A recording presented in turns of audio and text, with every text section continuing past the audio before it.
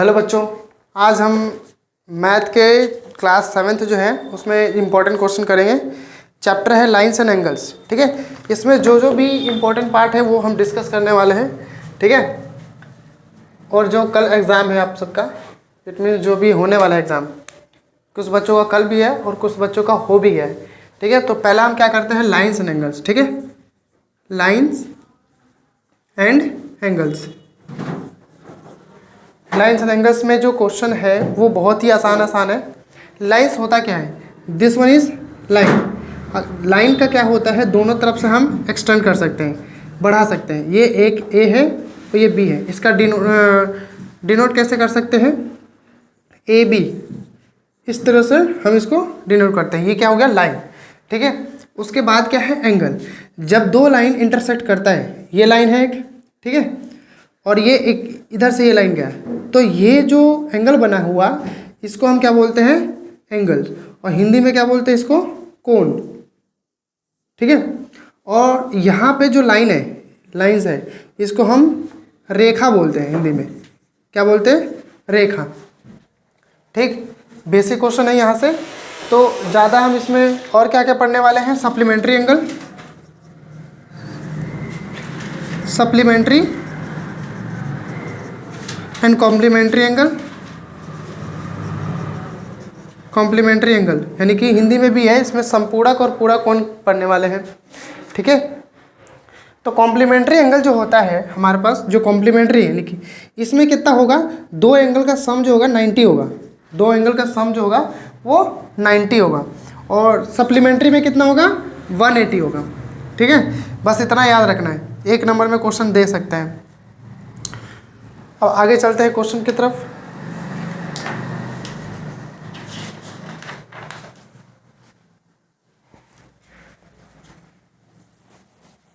जो कि 2-4 पैटर्न है उस क्वेश्चन का, उसको हम सॉल्व करने वाले हैं। पहले जो एक्सरसाइज में है यहाँ पे, find the complement angle of following angles. अब मान लो कि ये एंगल दिया हुआ है, ये है इस तरह से, ये मान लो 20 डिग्री है, तो इसको कॉम्प्लीमेंट्री एंगल निकालना है। ठीक है, तो कॉम्प्लीमेंट्री एंगल में हमें कितना चाहिए, 90 डिग्री। तो 20 डिग्री यहाँ पे ऑलरेडी दिया है, तो हमें कितना एडिशन करना पड़ेगा, मान लो कि हमें नहीं पता है, तो ये x करेंगे, और टोटल कितना होता है 90 डिग्री। तो x को यही रखेंगे हम, 90 इस 20 को हम माइनस कर देंगे, तो यानी कि कितना आ गया, 70 डिग्री। तो इस तरह से हमारे पास आ गया कॉम्प्लीमेंट्री एंगल। और इसी तरह से सेकेंड वाला जो है क्वेश्चन, इसी में सप्लीमेंट्री एंगल भी पूछ सकते हैं, कि इस तरह से दे रखा है। ठीक है, एक एंगल 187 ले लो, सिर्फ 87 है, तो इससे पूछा है कि कॉम्प्लीमेंट्री एंगल, सप्लीमेंट्री एंगल कितना है। तो उसके लिए हम क्या करेंगे, 87 plus x is equal to 180। Supplementary angle में कितना होता है, 180 होता है। तो ये x को यहीं रखेंगे हम, 180 माइनस 87, तो यहाँ से हम माइनस कर देंगे, तो 10 में से 3 गया, 7 गया 3, ये बचा कितना 7, तो कैरी लिया 7, 17, तो 8।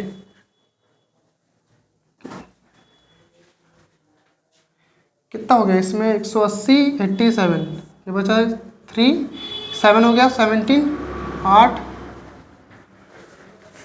9, 93। तो इस तरह से हमें इसमें निकालना होगा। ठीक है, आसान क्वेश्चन है। और इसमें क्या क्या पैटर्न मिलेगा क्वेश्चन का, चेक करने के लिए भी आ सकता है।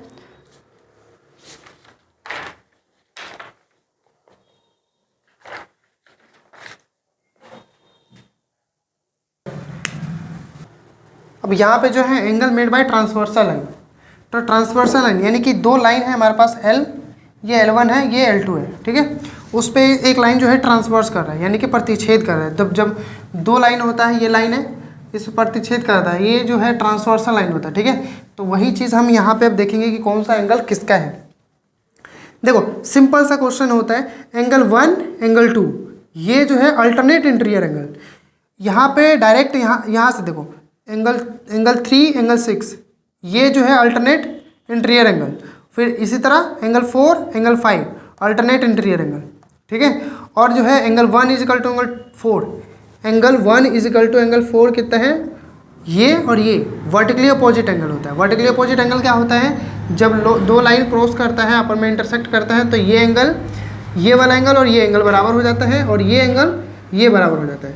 इसको हम क्या बोलते हैं, वर्टिकली अपोजिट एंगल, और हिंदी में क्या बोलते हैं, शीर्षाभिमुख कोण, ठीक है। तो यहाँ पे हमारे पास है इंटीरियर एंगल। पहले हम देख लेते हैं इंटीरियर एंगल। इंटीरियर एंगल का मतलब जो अंदर अंदर बना हुआ है। इंटीरियर एंगल का मतलब क्या होता है, जो अंदर बना हुआ है। इंटीरियर एंगल, इंटीरियर एंगल का मतलब जो अंदर बना हुआ है। तो अंदर कौन कौन सा बना है, 3 है, 5 है, 4 है एंड 6 है। 3, 5, 4, 6 ये जो है हमारे पास, ये अंदर बना हुआ है, इसलिए इसको क्या बोलते हैं, इंटीरियर एंगल। उसके बाद होता है एक्सटीरियर एंगल। इंटीरियर मतलब आंतरिक कोण, एक्सटीरियर मतलब बाह्य कोण। Interior, exterior angle. अब एक्सटीरियर एंगल कौन कौन सा है, देखो 1, 2, 1 है, 2 है, 7 है और 8 है। एक्सटीरियर एंगल, बाहर जो एंगल हमारे पास बना हुआ है, 1 है, 2 है, 7 है और 8 है। और बाकी जो है pair of corresponding angle. Pair of corresponding angle का मतलब पेयर होगा जो, यानी कि कॉरस्पॉन्डिंग एंगल। तो एंगल 1 और एंगल 5, देखो इसका पेयर कॉरस्पॉन्डिंग एंगल कौन सा होगा, जो सेम साइड में बना हुआ है। पेयर ऑफ कॉरस्पॉन्डिंग एंगल, तो कौन सा हो गया, angle 1 equal to angle 5, angle 1 equal to angle 5, angle 2 equal to angle 6, angle 2 equal to angle 6। और एक और हम यहाँ पे देख सकते हैं नीचे में, इस साइड में देखो एंगल 3, एंगल 7 भी है। Angle 3 equal to angle 7, angle 4 equal to angle 8। इसका ये, इसका ये, इसका ये, इसका ये, इस तरह से इंटीरियर एंगल भी होता है, कॉरस्पॉन्डिंग एंगल है। और अल्टरनेट इंटीरियर एंगल तो बता ही दिया, angle 3 equal to angle 6, angle 4 equal to angle 5, alternate interior angle, alternate interior angle. और vertically opposite angle 1 equal to 4, 2 equal to 3, 5 equal to 8 और 6 इजिकल टू 7। ये सब जो है आपस में वर्टिकली अपोजिट एंगल है, यहाँ से ये, यहाँ से ये। तो इसके बेस पे क्वेश्चन आता है, जो कि हम एक क्वेश्चन को करेंगे तभी अच्छे से समझ में आएगा। यहाँ L1 है, L1 L2 है, ये लाइन है हमारे पास। इसमें हमें फाइंड क्या करना है, x की वैल्यू, y की वैल्यू और z की वैल्यू। तो देखो यहाँ अभी हमने पढ़ा था एंगल 40, ये और ये किससे, वर्टिकली अपोजिट एंगल, यानी कि एंगल x जो हो जाएगा 40 डिग्री। और रीजन में क्या लिखोगे, VOI, हिंदी में क्या लिखते हैं इसको, शीर्षाभिमुख कोण, ठीक है। और इंग्लिश में वर्टिकली अपोजिट एंगल। अब देखो कि जब ये 40 है तो ये भी 40 है, ये ऑटोमेटिक दिख रहा है, या तो यहाँ से निकाल सकते थे हम अल्टरनेट इंटीरियर एंगल से, ठीक है। अच्छा ये 40 है तो ये भी 40, ये 40, तो एंगल वाई वीजे कितना हो गया, 40 डिग्री। किससे, रीजन से, ये भी वर्टिकली अपोजिट एंगल दिख रहा है, ठीक है। तो ये भी VOI से, यानी कि शीर्षाभिमुख कोण से। अब एक चीज़ यहाँ पे 140 और इजिकल इधर में Z है, यानी कि Z इजिकल टू 140, किससे, ये भी VOI से हो सकता है। देखो और भी तरीके हैं हमारे पास निकालने के लिए, ये हम इससे भी निकाल सकते थे अल्टरनेट इंटीरियर एंगल से, ठीक है। और एक लाइन पे कितना एंगल बनता है, 180 का।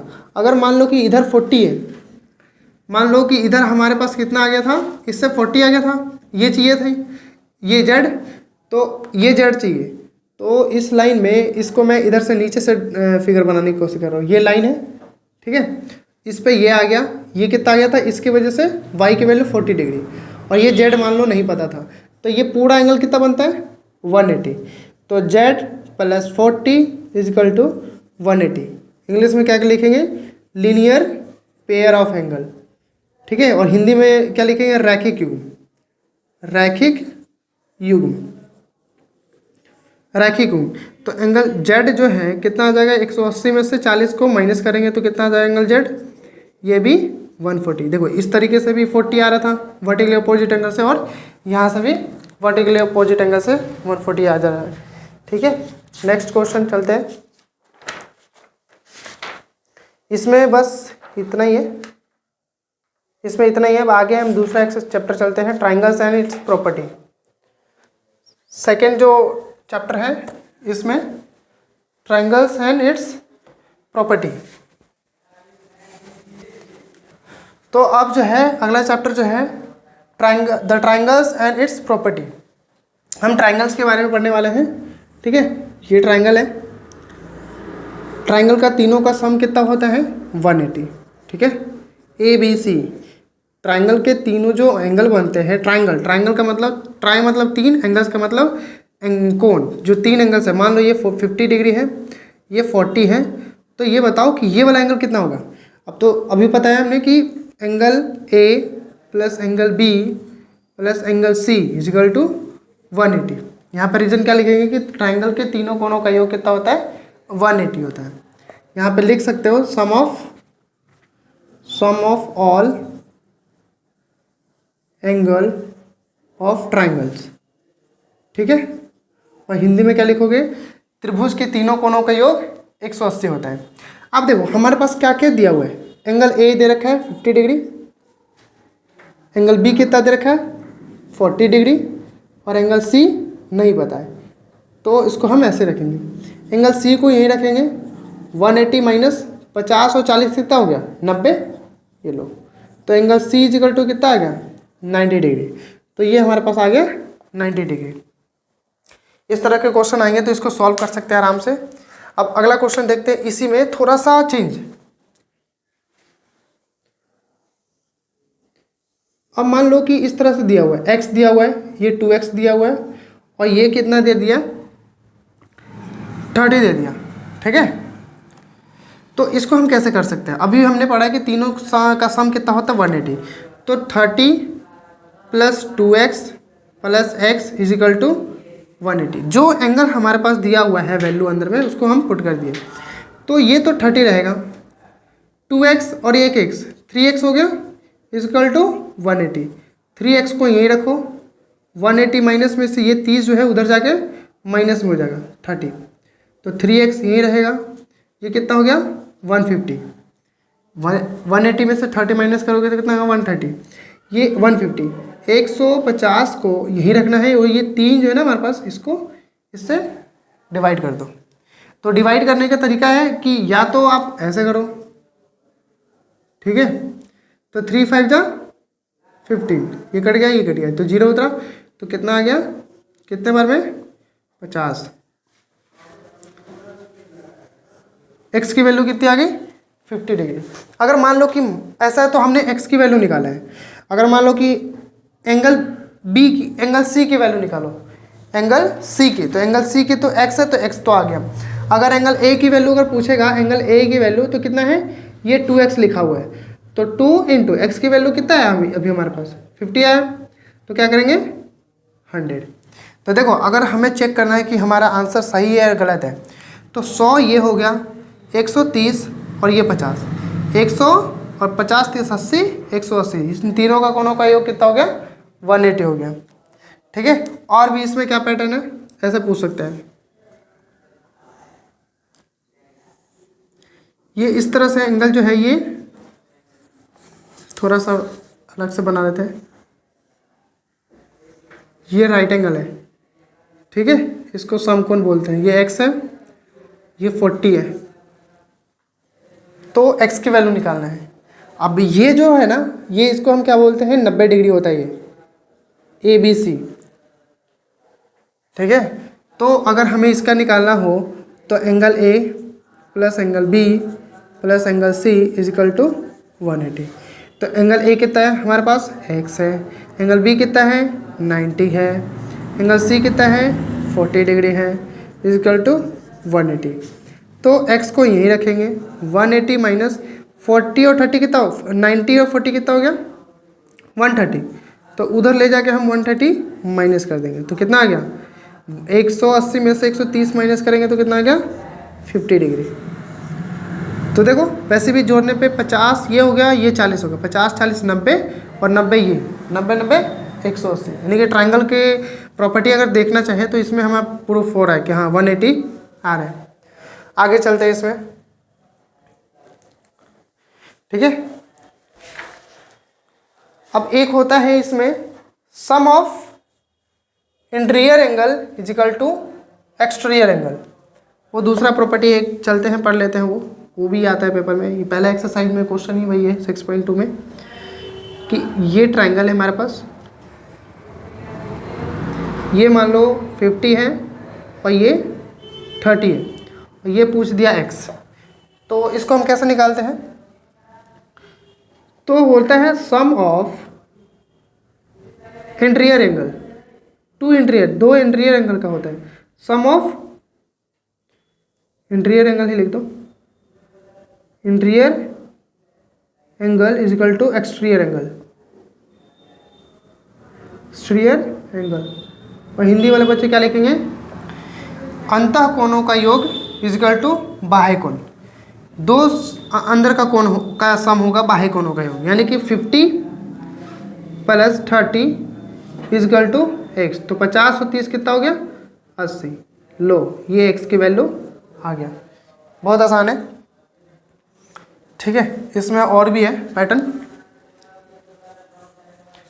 इस साइड को हम इरेज करते हैं, यहाँ से करते हैं एक बार।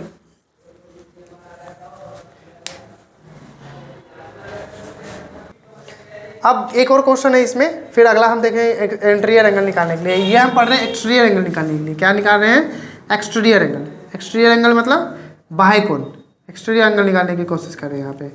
तो अभी हमने बताया कि इन दोनों का sum 30 plus 40 is equal to x. 30 plus 40 कितना हो गया 70 एक्स, ये कंप्लीट।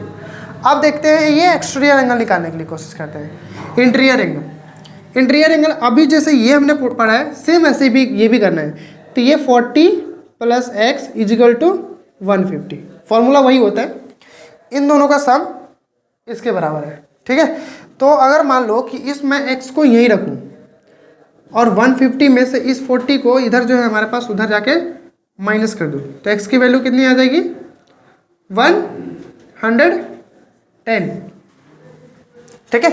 अगर मैं ये देखो रीजन में अगर चेक करना है कि मेरा आंसर सही आ रहा है कि नहीं, अभी हमने पढ़ा था इसमें कि दोनों का सम जो है इसके बराबर होना चाहिए। तो अभी कितना आंसर हमारे पास 110। अगर इन दोनों को एक जोड़ के देख रहा हूँ मैं 110 और 40 कितना आ रहा है 150, यानी कि हमारा पास आंसर ठीक है। इन दोनों का सम कितना हो रहा है 150 के बराबर आ रहा है, यानी कि आंसर हमारा सही है। एक आध क्वेश्चन और कर लेते हैं इसमें इंटीरियर एंगल फाइंड करने के लिए।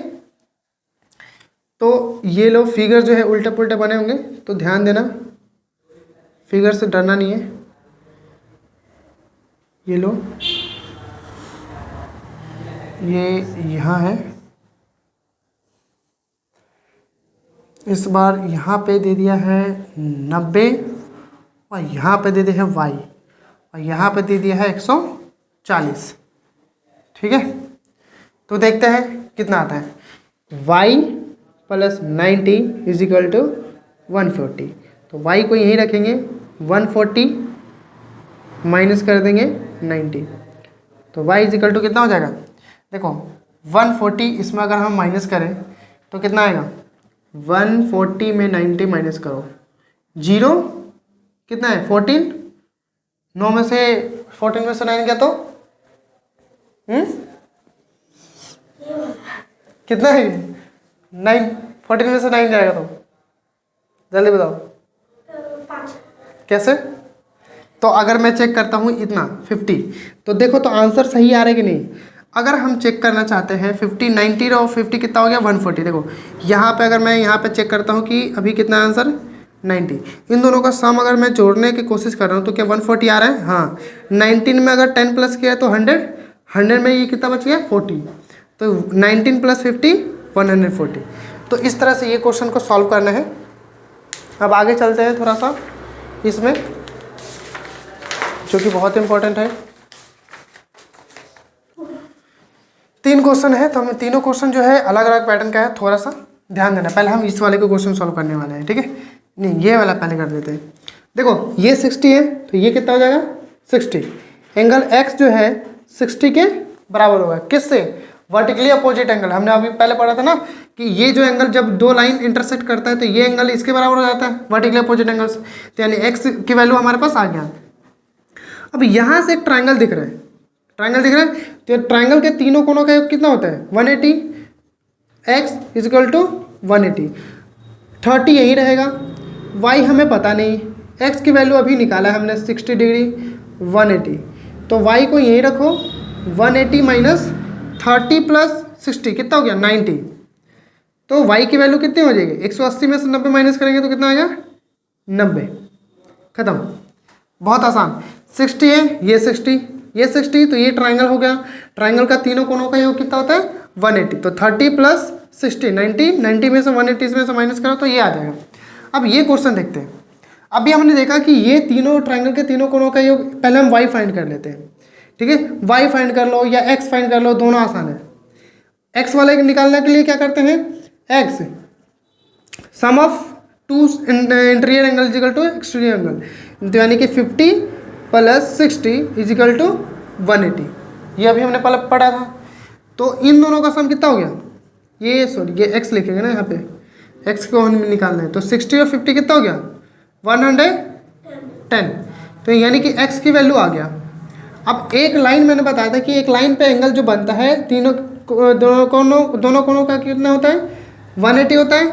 यहाँ पे y है, तो यानी कि 110 प्लस y इजिकल टू 180। देखो ये ऐसा ही बन रहा है ना, एक लाइन है यहाँ पे, इस पे एक एंगल बन गया, तो x plus y equal to कितना होना चाहिए 180। किससे? लीनियर पेयर से, लीनियर पेयर से, और हिंदी में क्या बोलेंगे रैखिक युग्म, रैखिक युग्म, रैखिक युग्म से, ठीक है। तो y इजिकल टू कितना हो जाएगा 180 माइनस में 110, तो y इजिकल टू 70 डिग्री, ठीक है। तो y भी 70 आ गया हमारे पास और x की वैल्यू 110। अब मान लो कि चेक करते हैं कि मेरा आंसर सही है नहीं। 60 और 50 110 और ये कितना आना चाहिए 70, क्योंकि ट्राइंगल के तीनों कोना के कितना होता है 180, तो 180। तो यहाँ पे हमें पता चल रहा है कि अच्छा आंसर सही है, ठीक है। ये 70 आ गया। तो अभी हमने देखा कि एक लाइन पे कितना होना चाहिए 180 का होना चाहिए, तो 110 इधर 70 हो गया, तो ये कितना हो गया 180 में से 70 माइनस करेंगे तो 110, ये निकल गया।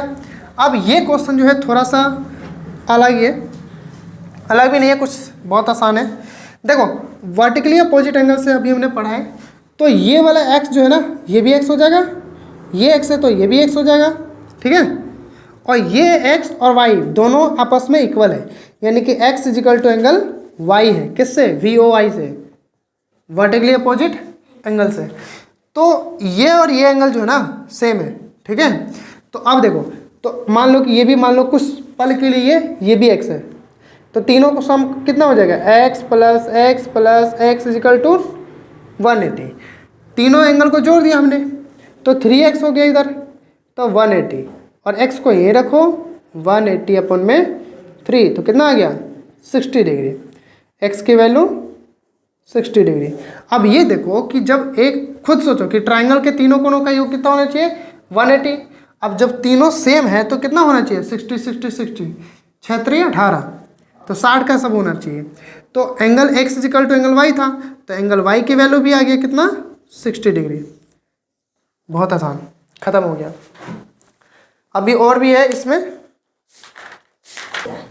अब लास्ट टॉपिक इस चैप्टर में है पाइथागोरस थ्योरम, बहुत आसान है।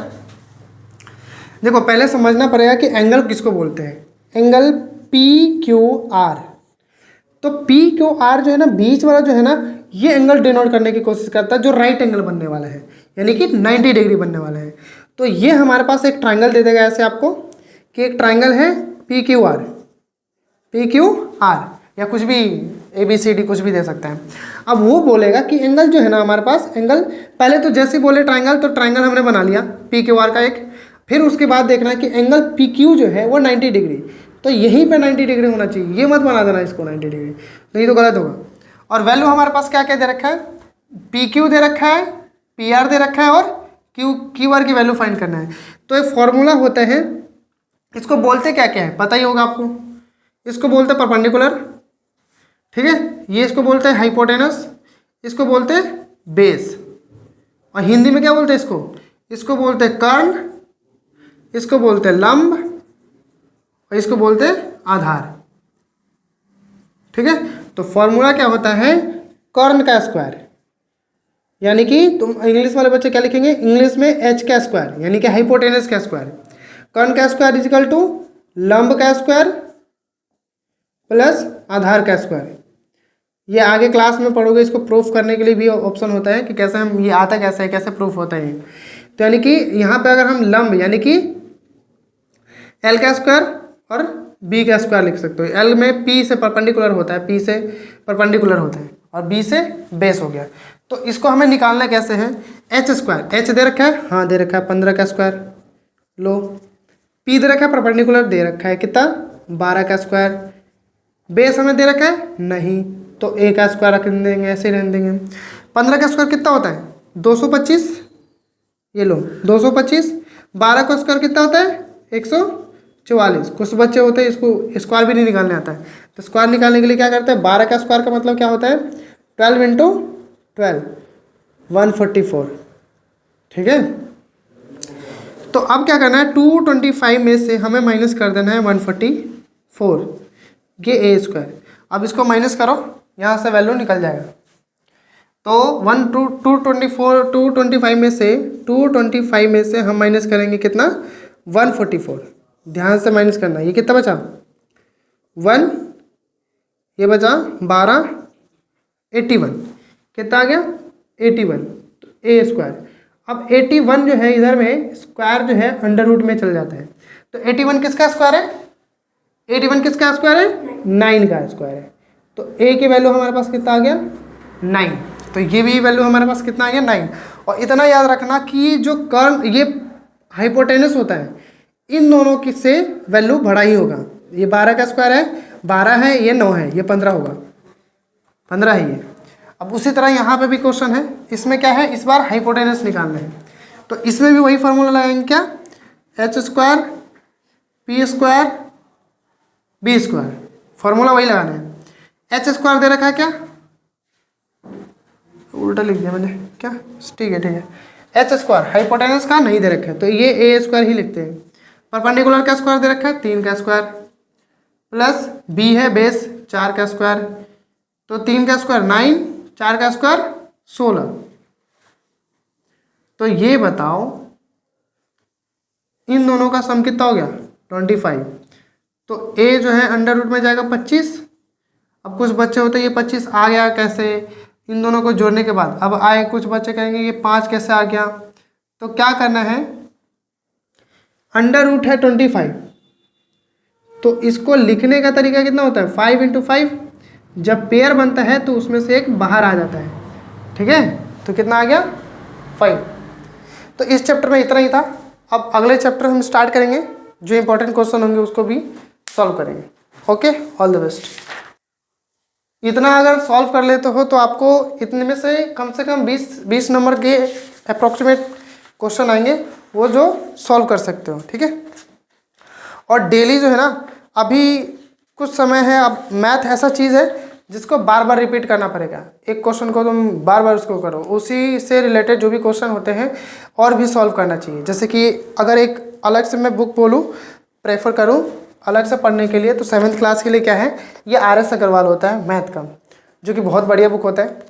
इसमें से हर चैप्टर से जो होता है, इसमें पैटर्न भी बिल्कुल थोड़ा सा अलग है, चैप्टर वही रहेंगे, इसमें इंपॉर्टेंट क्वेश्चन ज़्यादा होंगे और लेवल क्वेश्चन का जो भी वो बहुत हार्ड होंगे इसमें। तो पहले NCERT कंप्लीट करना है, उसके बाद ये करना है, ठीक है। और 9th क्लास तक 8th क्लास तक ये RS अग्रवाल जो कर लेता है, 9th में उसको दिक्कत नहीं होगा कभी पढ़ने के लिए। 9th में क्या आगे भी कभी भी मैथ दिक्कत नहीं होगा, मैथ से प्यार हो जाएगा पढ़ने में। ओके, यहीं तक, आगे नेक्स्ट वीडियो में चलते हैं। ओके, ऑल द बेस्ट चाहिए।